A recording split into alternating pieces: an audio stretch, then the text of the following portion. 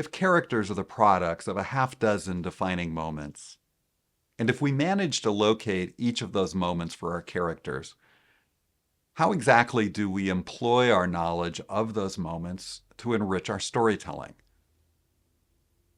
Let's start by considering moments that take place in the past before a story begins.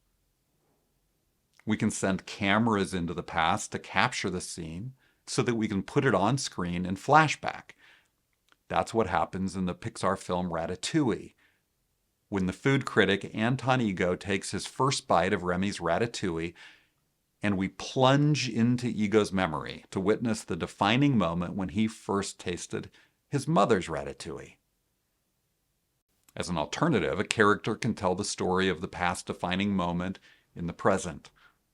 August Wilson's play and the subsequent movie Ma Rainey's Black Bottom does this with unforgettable power. Finding Neverland does it with a searing story from playwright J.M. Barrie's childhood.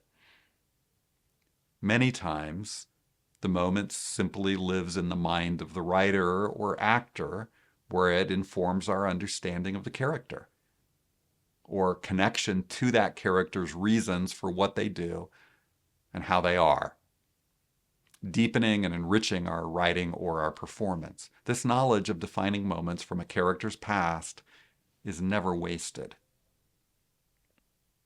How about defining moments that take place in the present? They can blossom into a story's most memorable and consequential scenes. The restaurant scene from The Godfather, where Michael shoots Sollozzo and McCluskey, shows us the power of a defining moment that plays out before our eyes. So does the opening scene of Finding Nemo. And so do countless other indelible scenes from literature, the theater, movies, and television. In our book, The Defining Moment, we show how great films have used defining moments to anchor their structure as the opening, midpoint, or climactic scenes, or as the turning points at the end of the first or second act. Now, how about defining moments that haven't yet happened when the story ends? It turns out that stories can point to future defining moments, moments that we hope will happen or that we fear will happen. The classic film All the President's Men ends this way, with the re-election of Richard Nixon. We never see reporters Woodward and Bernstein uncover the full truth at the heart of Watergate. We never see the way the subsequent scandal overtakes the president. We never see Nixon resign.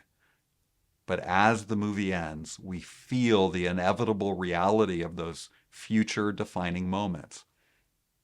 So does the script, which has Washington Post editor Ben Bradley asking Woodward and Bernstein, "What have you done for me tomorrow?" That line points to defining moments yet to be.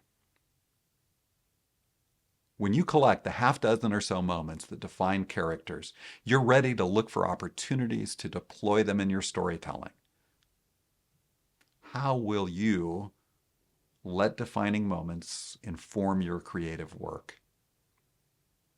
Each of us will work hard to discover these moments for our characters and to craft the stories that capture them.